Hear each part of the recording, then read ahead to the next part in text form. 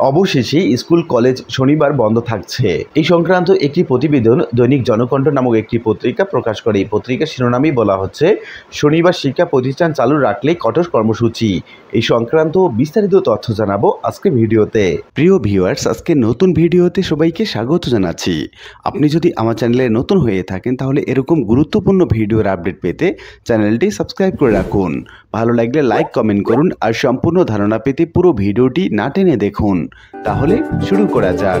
তীব্র তাপদাহী শিক্ষণ ঘাটতি পূরণের অজুহাতে শিক্ষা মন্ত্রণালয় কর্তৃক শনিবার শিক্ষা প্রতিষ্ঠান খোলার সিদ্ধান্ত এবং শুক্রবারও প্রয়োজনে খোলা রাখার তীব্র নিন্দা এবং প্রতিবাদ জানিয়েছে বাংলাদেশ মাধ্যমিক সহকারী শিক্ষক সমিতির নেতারা। বৃহস্পতিবার 2 মে সংগঠনের কেন্দ্রীয় কমিটির সভাপতি জাহাঙ্গীর হোসেন এবং সাধারণ সম্পাদক মোহাম্মদ নূরে আলম বিপ্লব এক যুক্ত বিবৃতিতে বলেন, শিক্ষা প্রতিষ্ঠানে ছুটি নিয়ে এক ধরনের তালবাহানা চলছে, যা হাস্যকর পরিস্থিতির উদ্রেক হয়েছে।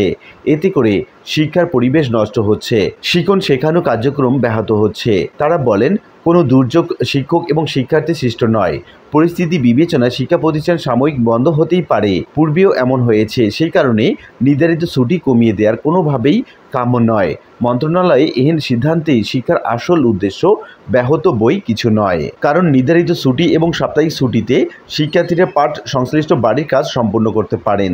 একাডেমিক ক্যালেন্ডার অনুসরণ করে শিক্ষার সঙ্গে সংশ্লিষ্ট শিক্ষক, শিক্ষার্থী, অভিভাবকগণ চিকিৎসা নেওয়া, আত্মীয়র বাড়িতে বেড়ানো, আচার অনুষ্ঠান এবং বিশ্রাম সহ বিভিন্ন পরিকল্পনা এবং পদক্ষেপ নিয়ে থাকেন। ছুটি নিয়ে আচমকা সিদ্ধান্ত নেওয়ার স্বাভাবিক জীবনযাত্রা ব্যাহত হচ্ছে।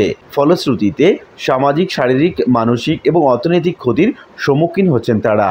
নেতারা আরও বলেন, জাতীয় দিবসগুলোতে শিক্ষা প্রতিষ্ঠানে অবস্থান নিতে হচ্ছে শিক্ষক শিক্ষার্থীদের, অথচ সেই দিন অন্যদের ছুটি। শুধু তাই নয়, শিক্ষণ ঘাটতি পূরণে অজুহাতে গত বছরের গ্রীষ্মকালীন ছুটি এবং শীতকালীন ছুটি বাতিল করা হয়েছে। চলতি বছরের রমজান ছুটিও কমানো হয়েছে, যা মোটেও সুবিবেচনামূলক প্রসূত হয়নি। এসব সিদ্ধান্ত নির্লিপ্ততারই বহিঃপ্রকাশ। নেতারা অবিলম্বে শনিবার ছুটি বহাল রাখা এবং বিগত দিনে নির্ধারিত ছুটিগুলো সমন্বয় করতে প্রধানমন্ত্রীর প্রতি জোর দাবি জানান। অন্যথায় দাবি পূরণ না হলে কঠোর কর্মসূচিতে যাবেন বলে হুঁশিয়ারি দেন তারা। এদিকে নিউজ 24 নামক একটি অনলাইন পত্রিকায় বলা হচ্ছে, শনিবার স্কুলে খোলা নিয়ে যা বলেন শিক্ষামন্ত্রী।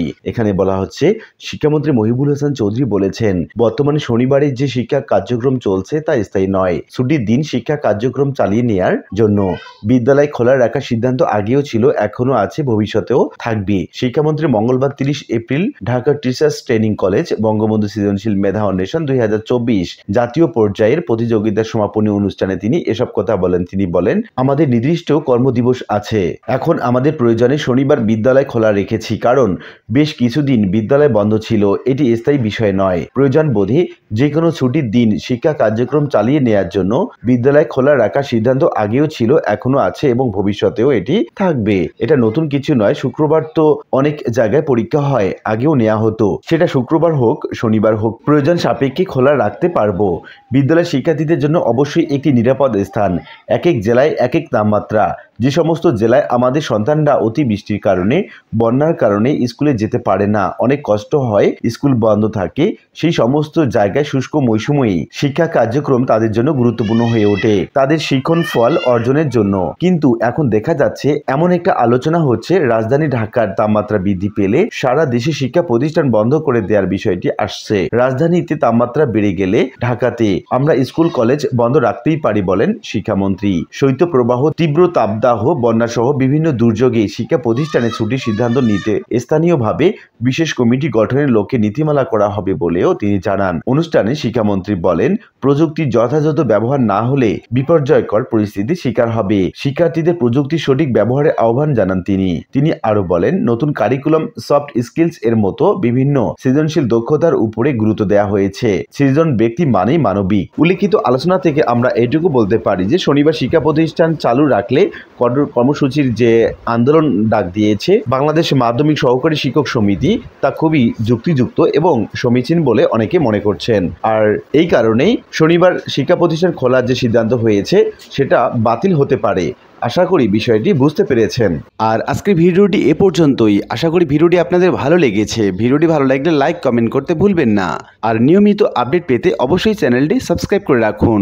দেখা হবে অন্য কোনো ভিডিওতে। সে পর্যন্ত সবাই ভালো থাকবেন। ধন্যবাদ।